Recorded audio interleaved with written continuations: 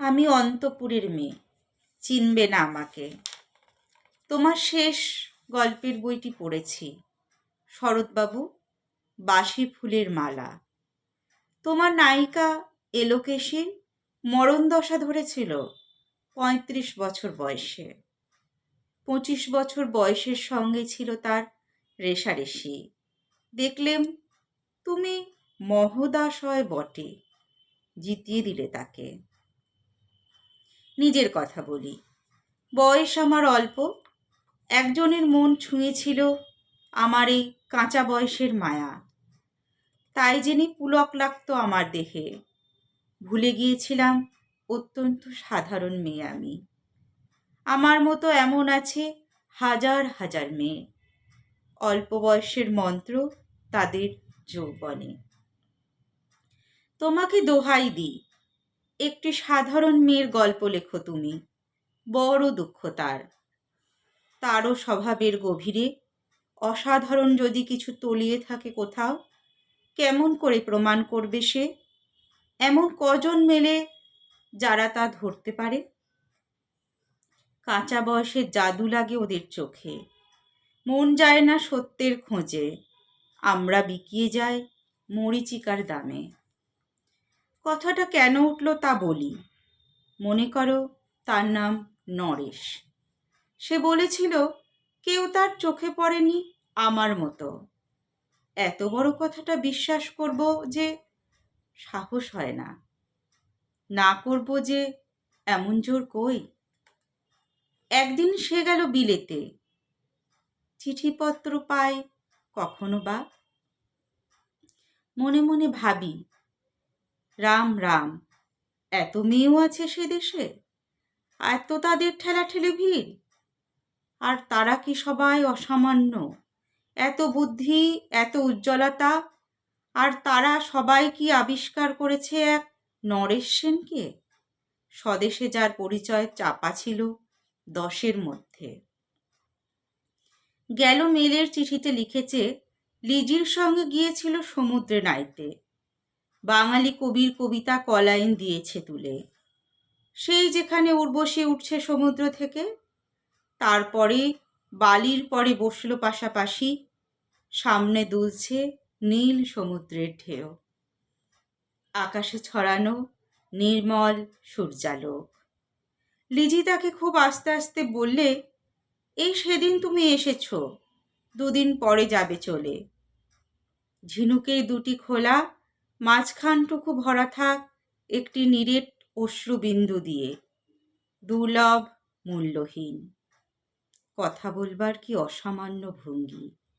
সেই সঙ্গে নরেশ লিখেছে, কথাগুলো যদি বানানো হয় দোষ কি, কিন্তু চমৎকার। হিরে বসানো সোনার ফুল কি সত্য? তবুও কি সত্য নয়? বুঝতেই পারছ। একটা তুলনার সংকেত ওর চিঠিতে অদৃশ্য কাটার মতো আমার বুকের কাছে বিধিয়ে দিয়ে জানায়, আমি অত্যন্ত সাধারণ মেয়ে। মূল্যবানকে পুরো মূল্য চুকিয়ে দিই, এমন ধন নেই আমার হাতে। ওগো না হয় তাই হলো, না হয় ঋণী নইলেম চিরজীবন। পায়ে পড়ি তোমার, একটা গল্প লেখো তুমি, শরৎবাবু, নিতান্তই সাধারণ মেয়ের গল্প। যে দুর্ভাগিনীকে দূরের থেকে পাল্লা দিতে হয় অন্তত 5-7 জন অসামান্যার সঙ্গে, অর্থাৎ সপ্তরথিনীর মার। বুঝে নিয়েছি আমার কপাল ভেঙেছে, হার হয়েছে আমার। কিন্তু তুমি যার কথা লিখবে তাকে জিতিয়ে দিও আমার হয়ে। পড়তে পড়তে বুক যেন ওঠে ফুলে, ফুলচন্দন পড়ুক তোমার কলমের মুখে।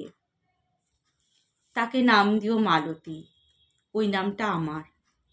ধরা পড়বার ভয় নেই, এমন অনেক মালতী আছে বাংলাদেশে। তারা সবাই সামান্য মেয়ে।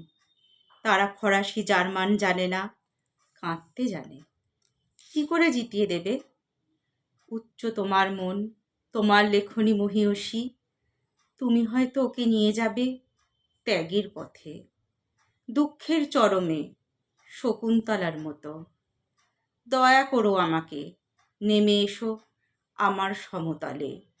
বিছানায় শুয়ে শুয়ে রাত্রির অন্ধকারে দেবতার কাছে যে অসম্ভব বর মাগি, সে বর আমি পাবো না। কিন্তু পায় যেন তোমার নায়িকা। রাখো না কেন নরেশকে 7 বছর লন্ডনে, বারে বারে ফেল করুক তার পরীক্ষায়, আদরে থাক আপন উপাসিকা মণ্ডলীতে। ইতিমধ্যে মালতী পাশ করুক এমএ কলকাতা বিদ্যালয়ে, গণিতে হোক প্রথম তোমার কলমের একাচরে। কিন্তু ওইখানে যদি থামো, তোমার সাহিত্য সম্রাট নামে পড়বে কলঙ্ক। আমার দশা যাই হোক, খাটো করো না তোমার কল্পনা। তুমি তো কৃপণ নাও বিধাতার মতো। মেয়েটাকে দাও পাঠিয়ে ইউরোপে, যেখানে যারা জ্ঞানী, যারা বিদ্বান, যারা বীর, যারা কবি, যারা শিল্পী, যারা রাজা দল বেঁধে আসুক ওর চারদিকে। জ্যোতির্বিদের মতো আবিষ্কার করুক ওকে, শুধু বিদুষী বলে নয়, নারী বলে। ওর মধ্যে যে বিশ্ববিজয়ী জাদু আছে, ধরা পড়ুক তার রহস্য। মুরের দেশে নয়, যে দেশে আছে সমজদার, আছে দরদি, আছে ইংরেজ, জার্মান, ফরাসি।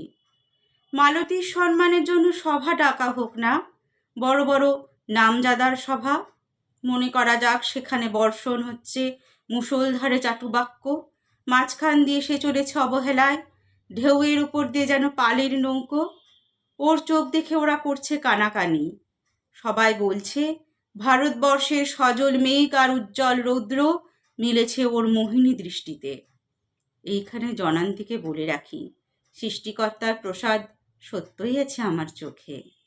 বলতে হলো নিজের মুখে, এখনো কোনো ইউরোপীয় রসজ্ঞের সাক্ষাৎ ঘটেনি কপালে। নরেশ এসে দাঁড়াক সেই কোণে, আর তার সেই অসামান্য মেয়ের দল। আর তারপরে আমার নোটে শাকটি মুড়লো, স্বপ্ন আমার ফুরলো। হায় রে সামান্য মেয়ে, হায় রে বিধাতার শক্তির অপব্যয়। শুনলেন সাধারণ মেয়ে, কবি রবীন্দ্রনাথ ঠাকুরের কবিতা সাধারণ মেয়ে। কবিতা পাঠ কণ্ঠে আমি মৌমিতা পাল। নমস্কার।